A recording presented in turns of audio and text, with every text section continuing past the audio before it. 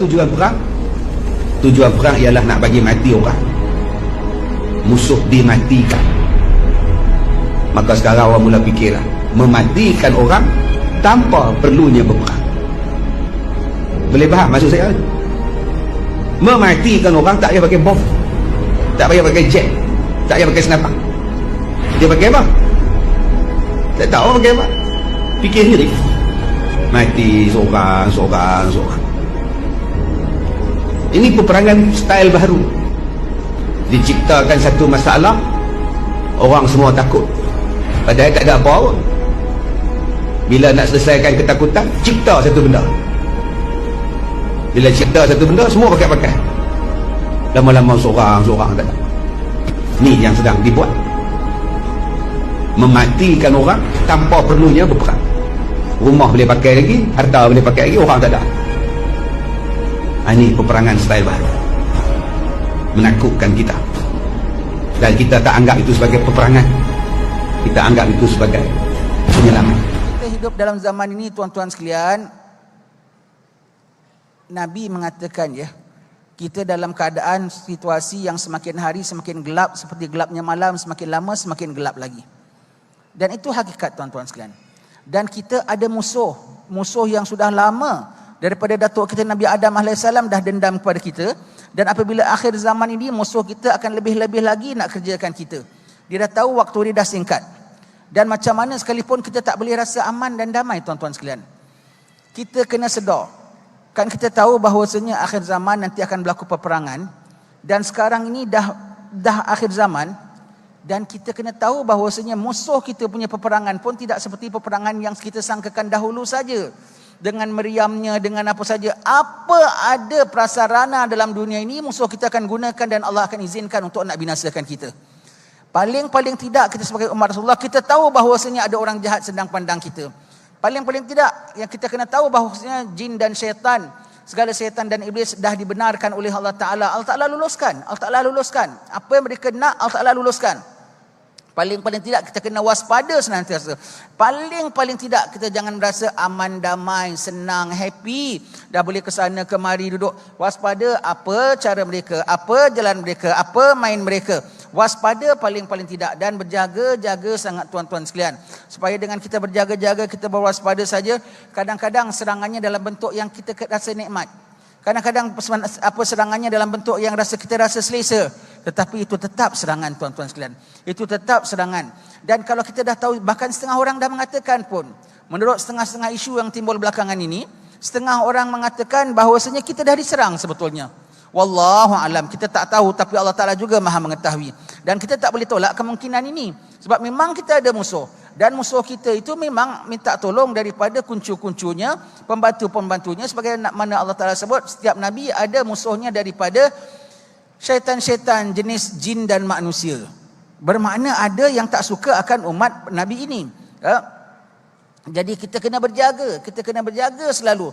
Bahkan setengah-setengah orang mengatakan, mungkin kita tak fahamlah, mungkin kita tak tahu, kita ingat segala yang berlaku ini seperti biasa saja, ujian biasa saja, umpamanya. Tapi setengah orang berpendapat bahawasanya ini kita dah kena serang dah. Kita dah kena serang, umpamanya ya.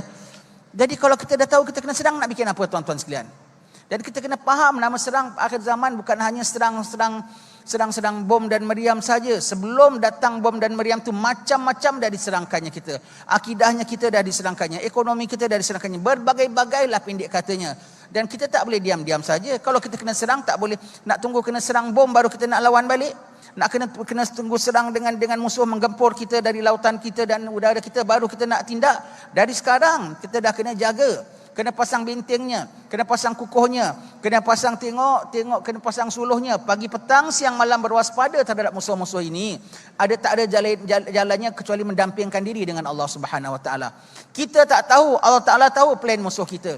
Kita tak tahu apa rencana mereka, Allah Taala tahu. Dan kita tak boleh protect diri kita, Allah boleh protect. Allah tak boleh tidak, tuan-tuan sekalian.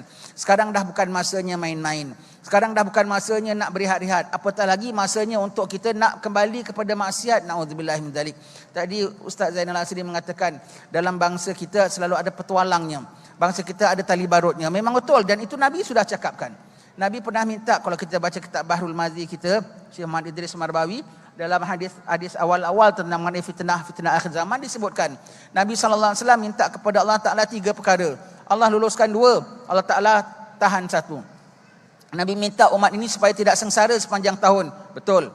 Kalau ada apa-apa derita, ada apa-apa kemelut, ada apa-apa permasalahan, tak sampai setahun dapat bernafas. Tak sampai setahun perkara akan reda. Apapun, wabak ke, sakit ke, kemarau ke, tak sampai setahun ada redanya. Yang kedua, Nabi minta supaya umat ini tidak boleh dicengkam oleh orang-orang kufar. Betul kata Ustaz Zainal Asil. Bertahun-tahun orang nak gempur kita. Kita dengar daripada syair itu tadi. Dapat ke tidak, setakat dapat biji, setakat dapat kekayaan kita, iman kita dia tak dapat. Iman kita dia tak dapat kacau. Begitu dia keluar berapa ratus tahun, kita balik semula jadi macam mana biasa kita. Alhamdulillah. Tapi yang ketiga, Nabi minta Allah Ta'ala tidak luluskan. Iaitu supaya jangan antara kita saling makan antara satu sama lain. Allah Ta'ala tidak luluskan. Bermakna memang dalam bangsa kita sendiri, dalam kaum kita, kita akan jatuh dengan kita. Dan mereka tahu. Mereka kalau nak kacau kita saja susah. Maka dia gunakan sesama kita. Dia gunakan sesama kita untuk menjatuhkan kita. Dia gunakan sesama kita untuk cocok kita. Dia gunakan sesama kita untuk khianat kepada kita. Dia gunakan sesama kita untuk suudzan sesama kita. Dia gunakan sesama kita untuk melemahkan kita, tuan-tuan sekalian. Maka dalam situasi ini kita nak jaga macam mana? Kita nak waspada. Siapa agaknya petualang? Siapa agaknya tali barut? Tak payahlah. Kalau adalah petualang adalah tali barut, Tuhan ada. Yang kita kena jaga sangat, jangan sampai kita yang jadi petualangnya. Jangan sampai kita yang jadi tali barutnya. Jangan sampai kita menggunting dalam lipatan bangsa kita, agama kita. Jangan sampai kita jadi musuh dalam selimut. Jangan sampai kita jadi musang berbulu ayam. Itu paling penting, tuan-tuan. Pengkhianat bangsa ni macam mana ya? Pengkhianat biasa. Pengkhianat bangsa tu sekongkol dengan orang-orang kufar. Pengkhianat bangsa tu macam mana? Paling kecil punya pengkhianat bangsa, tuan-tuan sekalian, kalau kita tidak takwa kepada Allah Ta'ala. Kita tampil sebagai ustaz, kita tampil sebagai imam, kita tampil sebagai penasihat siapa orang, tapi kita menyediakan satu ustaz yang ahli maksiat. Tak khianat tu namanya. Tak khianat tu namanya. Kita tampil sebagai satu khatib, kita tampil sebagai satu pemimpin agama, tapi kita buat hukum Allah Ta'ala main-main sesuka hati. Layakkah kita masyarakat diberi satu pemimpin yang macam kita begini? Tak khianat tu namanya. Bermula janganlah kita cakap kita sekongkol dengan orang. Dengan kita buat maksiat dia tu, kita dah sekongkol dengan syaitan dan iblis. Tak payahlah kita bilang kita sekongkol dengan orang kafir ke Yahudi ke siapa ke begitu. Dengan kita buat maksiat, kita dah sekongkol dengan musuh besar kita, musuh Allah Ta'ala. Dan kita sudah khianat pada bangsa kita. Khususnya orang yang selalu tampil, orang yang selalu memimpin, orang yang selalu begitu. Kena jaga bersih. Kita tengok tak payah tinggi-tinggilah kita belajar bab fiqh saja. Orang kalau jadi imam, kita berimam dengan orang-orang fasik, makruh hukumnya. Berimam dengan orang fasik, makruh hukumnya, ya, makruh hukumnya. Kalaulah orang tahu bahawasanya kita ini orang yang tidak layak dan kita tampil, mereka tak boleh tampil sebetulnya. Tapi mereka tak tahu, mereka sangka kita baik, tak kira khianat tu namanya, tuan-tuan sekalian. Maka sekarang pada malam ni, sebelum kita seru kepada semua, saya seru kepada diri saya terlebih dahulu, dan saya seru kepada sekalian pemimpin-pemimpin akan masyarakat semuanya, khususnya pemimpin-pemimpin dalam bidang agama yang atas pentas ini dan lainnya semuanya. Jadilah ulama yang sejati. Jadilah pemimpin masyarakat yang amanah sekali, amanah terhadap Allah Ta'ala, amanah terhadap Rasulullah sallallahu alaihi wasallam. Jangan kita jadi musang berbulu ayam. Dahulu kita betulkan dahulu. Kita jadi, kalau kita masih jauh, macam mana kita nak mendekatkan saudara-saudara kita? Kesian. Semuanya perlukan orang-orang yang memimpin. Semuanya perlu untuk ditunjuk ajar.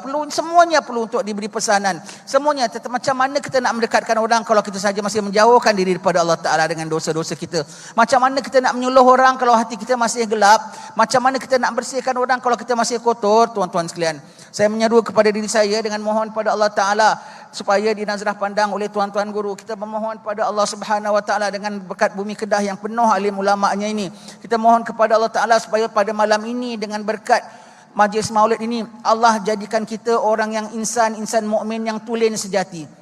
Bukan hanya luaran saja, bukan hanya gambaran saja. Ini persiapan awal nak menghadap akhir zaman, tuan-tuan sekalian. Jadi real, jadi tulen, bukan palsu, bukan hanya tiruan sahaja. Takkan jadi. Macam mana pun, kalau pistol pun tiruan pun tak boleh tembak juga. Pedang tiruan pun tak boleh menikam juga. Ini kan pula kalau ulama tiruan, ini kan pula ustaz-ustaz tiruan. Genuinkan diri kita, tulenkan diri kita dahulu, bersihkan diri kita daripada kotor dan cemar dulu. Pemimpinnya yang semuanya okey dan selamat, insya-Allah yang dah terpimpin baru boleh dapat memimpin, tuan-tuan sekalian, ya. Kita perlu persiapan, perlu tangkis segala serangan dari sekarang. Paling tidak berwaspada. Kalau orang nak mencuri, nak merompak rumah kita saja, orang nak merompak rumah kita, dia ada bawa pisau, bawa pistol, dia nampak tuan rumah kat dalam, tuan rumah nampak dia tengah panjat tingkap, walaupun tuan rumah orang tua saja pun tak ada daya nak lawan dia. Tapi kalau dia nampak tuan rumah sedar dia punya perbuatan, takut tak dia? Lari tak dia? Alamak, ada orang nampak. Lebih-lebih lagi kalau tuan rumah tengah pegang handphone, lagi dia tak berani. Sama tuan-tuan sekalian, mereka ada macam-macam senjata, mereka ada macam-macam plan untuk kita yang kita tak tahu, dan sudah berjalan mungkin barangkali. Tetapi kalau dia tahu bahawasanya kita sedar, dia tahu kita waspada, apatah lagi kalau nampak kita handphone, iaitu kita kontak Allah Subhanahu Wa Taala, tak jadi tuan-tuan sekalian. Tak jadi. Tapi kalau kita buat bodoh, kita jemput mereka masuk, masuklah rompak masuk rumahku. Ataupun kita sengaja tak jaga hal-hal kita, kita tak perasan dia punya masuk. Tak tahu kita dah terikat, tak tahu kita dah tertutup mulut, tak tahu kita dah ditikam, tak tahu kita dah dirompak. Iman kita, akhlak kita itu lebih penting lagi tuan-tuan sekalian. Paling tidak senantiasa berwaspada. Paling tidak, dan tak akan dapat waspada hati yang senantiasa berdosa. Hati yang penuh hitam, hati yang penuh keladak, jangan kata nak berkilat hatinya. Waspada pun tidak dapat. Sekarang sudah waktunya kita sama-sama bertaubat pada Allah Ta'ala, bersihkan hati kita. Supaya dengan hati yang bersih itu dapat tersuluh segala-gala informasi daripada Allah Ta'ala dapat berikan kepada kita. Pada gitu nanti kita dapat waspada akan segala tindakan orang-orang jahat, kita dapat waspada. Apa-apa saja berlaku kita akan, ya Allah, janganlah ini permainan orang jahat. Ya Allah, janganlah ini permainan orang jahat. Dan Allah Ta'ala izinkan dia pakai apa macam sekalipun prasarana yang atur dunia. Hatta cuaca, hatta air, hatta udara, dia boleh pakai, Allah Ta'ala izinkan. Sebagaimana Allah izinkan mereka pakai besi, mereka pakai segala apa, bikin meriam, bikin apa semua. Allah, makhluk Allah tu, Allah izinkan sampai akhir zaman, sampai nanti Dajjal kalau dah keluar, malaikat pun digunakan tak untuk sesatkan orang. Dan Allah Ta'ala izinkan. Malaikat digunakan, dialog antara malaikat dipakai untuk menyesatkan orang. Dan Allah izinkan sebab mereka tetap makhluk Allah Ta'ala. Jadi Allah Ta'ala beri apa segala makhluk yang minta, termasuk mereka. Tetapi kita bagi pihak mukmin boleh dapat perlindungan daripada Allah Ta'ala. Dari sekarang, nombor satu, bersihkan diri kita. Dengan membersihkan hati kita, kita dapat sedar dan kita dapat waspada. Dengan kita dapat waspada, kita dah boleh mengorak langkah dari sekarang. Pasang, kalau kita tahu orang nak sedang, kita pasang dinding tebal-tebal, pasang tembok yang kukuh-kukuh. Itulah dengan zikrullah tuan-tuan sekalian. Hidupkan apa perkara yang berlaku dekat Selangor tu, sampai banjir, sampai besar, kita boleh elakkan. Kita boleh elakkan. Tidak ada siapa yang boleh elakkan kecuali Allah Ta'ala saja. Maka kita dah tengok berlaku pada tempat orang, kita sedih, kita duka cita. Tak mustahil berlaku pada tempat kita 2 kali lipat lebih pada itu banjirnya. Dari sekaranglah minta, dari sekarang dah mohon. Dari sekarang merayu kepada Allah Subhanahu Wa Taala. Hidupkan majlis-majlis zikir tuan-tuan sekalian, majlis seperti ini. Hidupkan majlis Maulid Nabi sallallahu alaihi wasallam. Hidupkan majlis membaca ratib Al-Attas, Al-Haddad, umpamanya itu ratib-ratib yang senanglah, ataupun yang lain-lain yang biasa tuan-tuan baca. Hidupkan di sana dan di sini. Tak payah tunggu orang arahkan kita lah. Tak payah. Kita sendiri ambil inisiatif. Kita buat. Itu semua pendinding. Kalau ada 1-2 saja orang yang sedar, cukuplah turun menjadi penyebab turun rahmat Allah Ta'ala. Kalau 1-2 orang yang sedar, insya-Allah dengan 1-2 orang ini akan dapat menarik kesedaran kepada yang lebih ramai lagi. Bermula dengan setiap individu daripada kita tuan-tuan sekalian. Dah kena pasang bentengnya. Nabi kita sayang kita. Nabi kita dah kabarkan kita bahawasanya akhir zaman macam-macam tipu daya. Akhir zaman kita akan ikut mereka selangkah demi langkah, sampai kita masuk lubang biawak pun kita ikut juga. Nabi kita dah sebutkan dengan berbagai-bagai bahayanya, bagai-bagai tipu dayanya. Kita nak diam-diam saja? Nabi kita kasih solusinya lagi. Amalannya, baca ini sekian, berlindung ini sekian. Allah. Tapi barang diingat tuan-tuan sekalian ya, banyak kita amal pun, kita bacalah surah Al-Kahfi 10 ayat pertama, 10 ayat akhir. Kita baca surah Al-Kahfi pada setiap hari Jumaat. Kita bacalah minta doa fitnatil masihid dajjal setiap sembahyang.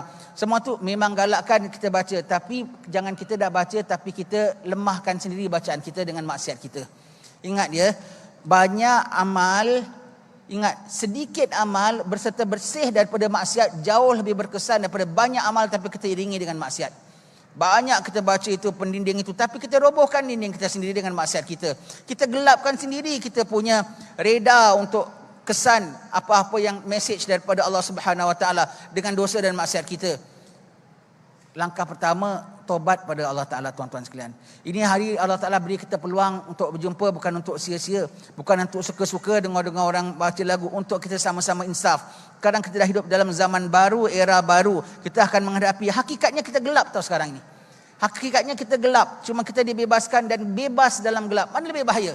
Kalau dalam gelap, kerana Nabi dah bilang kita dalam gelap, semakin gelapnya malam.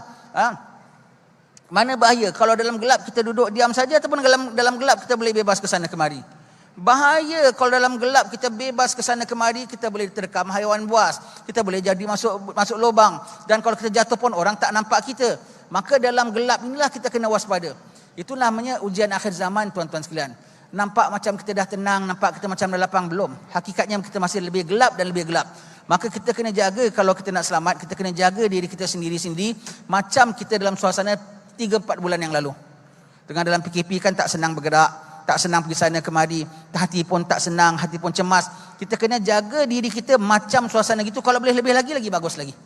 Jaga diri kita, tidak kita keluar kecuali majlis-majlis manfaat seperti ini. Tidak kita campur-campur orang, kita jaga bimbang apa akan berlaku besok. Zaman PKP dulu kan kita bimbangkan. Sekejap-kejap kita bimbang, tukar lagi peraturan, tak boleh rentas daerah, tukar lagi peraturan, tak boleh keluar daerah. Sekarang kita kena cemas, apa pula akan didatang oleh Allah Ta'ala. Apa pula ada plan-plan orang jahat terhadap kita. Apa pula itu dan ini semua. Semua Allah dah tahu. Maka damping dengan Allah, tuan-tuan sekalian. Damping dengan Allah Subhanahu Wa Ta'ala. Minta perlindungan Allah Subhanahu Wa Ta'ala, tak boleh tidak.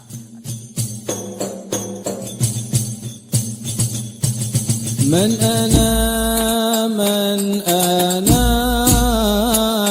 أنا لولاكم كيفما حبكم كيفما